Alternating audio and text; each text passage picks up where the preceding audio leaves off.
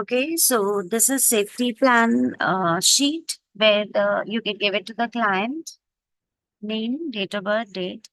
Now, what are the triggers, which situation or feeling which makes you uncomfortable? What are the warning signs? What feelings do you have in your body? What can I do to make myself better? Safe places, friends I can call, family members, reason for living, professional agencies I can call as a support. So, a significant event or a buildup of more minor stressful situations can trigger excessive anxiety. Of course, anxiety triggers are different for everyone, but here are some of the more common ones. Okay. Thinking there's something physically wrong with you, excessively working about your loved ones, money, job, feeling the need to control everything is also a trigger, and being separated from a loved one. Okay. So sometimes you are worried because maybe something physically is wrong with you. Okay. Then, if you worry about your loved ones, if they are not well physically or mentally, if you're worried about money, if you're worried about your job, so that's financial needs, or if you have the feeling to need the need to control everything, or you are separated from. So these are the triggers most of the times.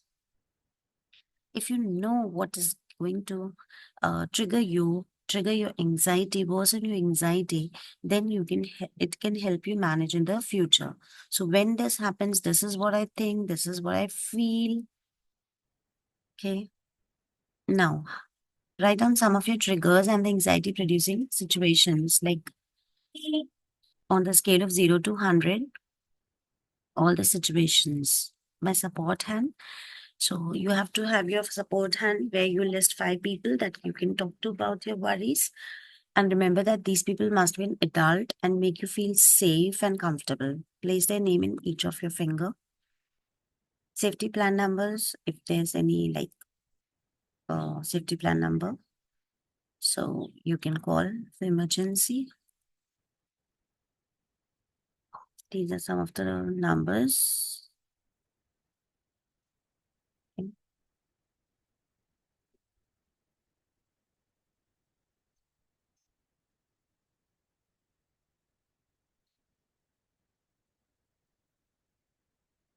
Now, I have identified you as you can invite people for your support as one of my support people that I feel safe talking to. Okay. Physical symptoms, this we have already done. So you have to identify how many times it's happening. And these are helpful. This also we have done coping skills.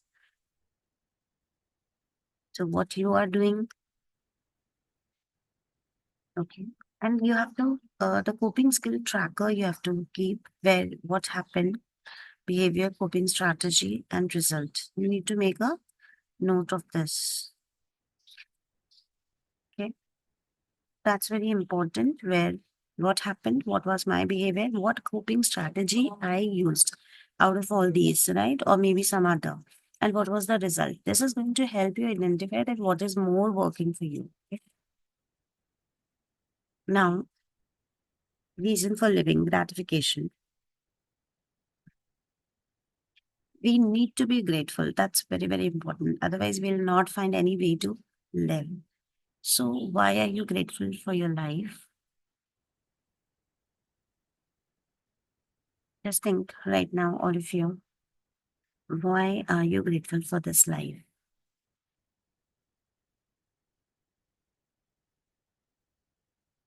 What I can feel is to experience everything around because I'm a human being and I'm live. I can experience nature, okay, and the emotions.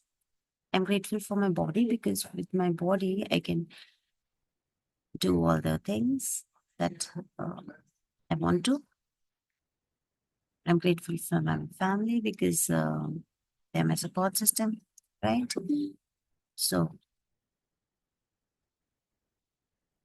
I'm grateful for my friends. They make me laugh, they make me joyful. So this is your, you can make, I'm grateful for so many reasons. What are your accomplishments, things you're good at, compliments you've received, what you like about yourself, challenges you have overcome?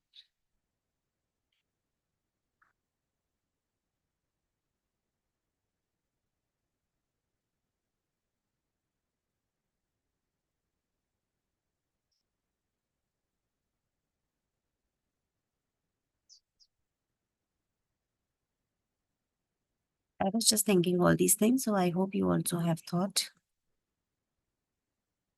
Now, feeling tracker, you need to identify this. Were you happy? Were you sad? Were you worried? So you'll get to know. See, knowing is very important. When I'm feeling sad, my body feels like this, warning signs. Okay, coping skills, what I can use, people who I can call, professional agencies, something or someone worth living for. Now, there may be few who may lead to self-harm. So when you self-harm, do you think about wanting to end your life? When did you first self-harm? When was the last time you self-harmed? How often do you have self-harm? Would you say that the severity of your self-harm has gotten more intense? Do you need to apply first aid to your self-harm injuries? Have you ever needed medical treatment? Why do you think you self-harm? What are your reasons for wanting to stop? What are the steps you could put in place to stop? So, suicidal thoughts, name, frequency, duration, suicide plan, explicit intent plan, suicide means availability, protective factors, hopefulness, social support, coping mechanism. Hopefulness is very important, social support, and coping mechanism. So, this you can give to your client. Okay, see, this whole program is where you have to just give it to the client and he or she needs to fill it without giving it back to you. Okay. And you can just ask these general questions. Can you tell me how you feel about your own life? Is there anything? See, many of the times the person just does the introspection when while answering, and that's where the purpose is solved. You don't have to conclude further. These questions will help the person to introspect and get the clarity of his or her own thoughts, right?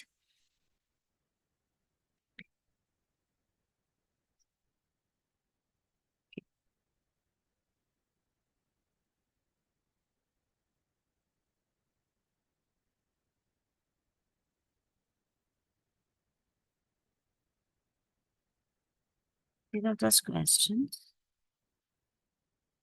Now, if the person has attempted, then these are the questions.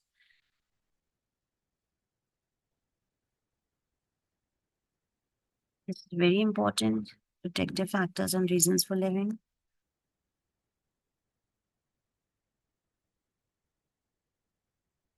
Now, individuals with psychosis. So, if there's any like fear, okay, then these questions might help. So that's all for today. Bye bye.